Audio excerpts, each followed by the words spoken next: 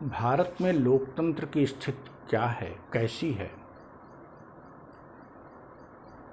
क्या हमें किसी अन्य देश से, किसी अन्य संस्था से जाने की जरूरत नहीं है? हम सभी देख रहे हैं, स्पष्ट रूप से देख रहे हैं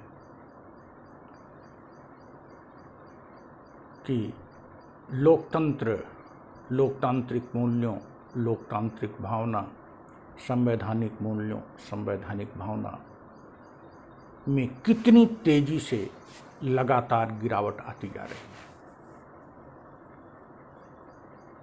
स्वीडन के एक इंस्टीट्यूट ने जो लोकतंत्र पर काम करती है, विश्व भर के लिए सर्वे करती है, उसने अभी एक रिपोर्ट छापी है, जिस रिपोर्ट में उसने भारत के इलेक्टोरल डेमोक्रेसी को, चुनावी लोकतंत्र को इलेक्टेड ऑटोक्रेसी नाम दिया। अर्थात उसने भारत के इस चुनाव से होने वाले लोकतंत्र, जो लोकतंत्र में चुनाव हो रहा है, इलेक्टोरल डेमोक्रेसी को उसने चुनावी एकतंत्र कहा। इस पर बात करने की जरूरत ही नहीं है कि विदेशी ने क्यों कह दिया, और विदेशी ने कह दिया तो उसका समर्थन कौन लोग कर रहे हैं, तो उसने कह दिया।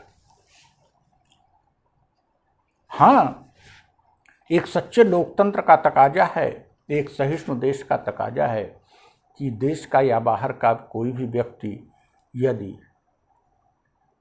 हमारी प्रशंसा करता है तो उसके प्रति कृतज्ञता व्यक्त करें, और यदि कहीं आलोचना करता है और तो उसका मूल्यांकन अवश्य करना चाहिए।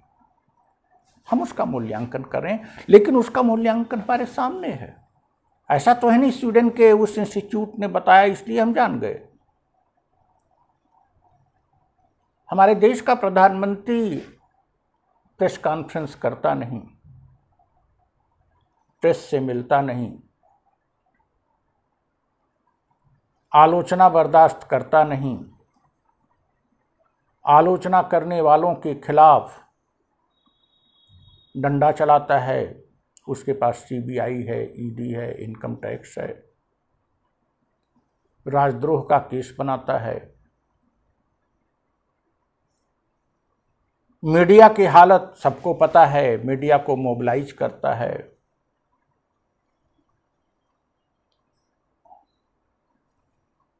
उसके मंत्रिमंडल के सदस्य डराकर धमकाकर सोशल मीडिया में अपनी बात कहते हैं।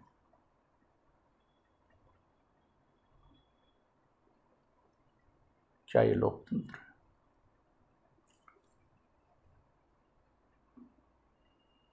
सत्तारूढ़ पार्टी पिछले 6 वर्षों से अन्य दल के नेताओं को, निर्वाचित नेताओं को अपने पक्ष में करने के लिए धन का, बल का, दबाव का प्रयोग करती है। दलबदल कानून को धता पढ़ाकर समूह में दल बदल कराने की परंपरा विकसित करती जा रही है। सारे डेमोक्रेटिक इंस्टीट्यूशंस नष्ट किए जा रहे हैं। क्या ये लोकतंत्र है? आई थिंक स्वीडन के इंस्टीट्यूट को अभी वास्तविक रूप नहीं पता लगा। अगर उसको भारतीय परंपराओं, मान्यताओं और भारतीय लोकतंत्र की गहराई के आधार पर वो वास्तविक छानबीन करे तो वह इलेक्टोरल एकतंत्र भी नहीं कहती, वह कुछ और नाम देती। ये डिक्टेटरशिप और डिक्टेटर्स, तानाशाही, फांसीवाद, सब कुछ है। Conservatism, orthodoxism, everything entered in Indian democracy since last few years. हमारा लोकतंत्र पड़ोसी देशों के लोकतांत्रिक मूल्यों से पीछे जा रहा है। लोकतंत्र की ही बात क्या करिए, ऑल ह्यूमन एस्पेक्ट्स पर, ह्यूमन इंडेक्स के मामले में साल दर साल गिरावट आती जा रही है। हिंसा का माहौल, आतंक का माहौल, महिलाओं गरीबों के शोषण का माहौल। आर्थिक इससे मत जोड़िए, आर्थिक स्थिति तो खराब है ही है, लेकिन उससे बढ़कर जो चीजें हो रही हैं वो ये हो रही हैं, हमारा लोकतंत्र अब खतरे में है। और यदि स्वीडन के संस्था ने इस बात से हमें आगाह किया है तो हमको उसका धन्यवाद करना चाहिए।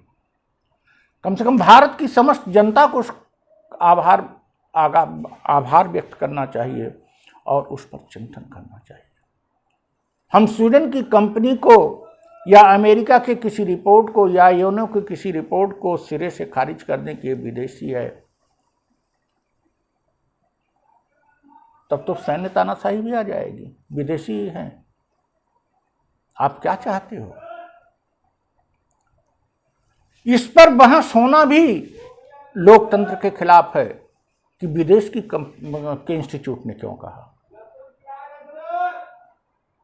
विदेश के किसी इंस्टीट्यूट ने जो डेमोक्रेसी पर काम करती है उसने क्यों कहा, इस पर भी अगर बहस हो रही है और जिन लोगों ने उस बात को पर चिंतन मनन शुरू किया उनको देशद्रोही और एंटी नेशनल कहा जा रहा है, यह भी तो लोकतंत्र पर खतरा है। लोकतंत्र पर आप लगातार प्रहार करते जा रहे हो और लंबरदार भी बने हो कि कोई आपको कुछ कहे ना। यही तो है, अभिव्यक्ति की स्वतंत्रता का हनन कर लिया है, लोकतंत्र का आपने हनन कर लिया है। हमारा मानना है, हम अपनी आंख से देख रहे हैं, हम अपने मस्तिष्क से समझ रहे हैं कि देश के लोकतंत्र को किस तरह से नरेंद्र मोदी की सरकार सत्ता में आने के बाद तार तार कर रही है। और नरेंद्र मोदी को रोकने के लिए कोई विदेशी शक्ति नहीं आएगी। नरेंद्र मोदी को लोकतंत्र की हत्या करने से रोकने के लिए हम सबको सामने आना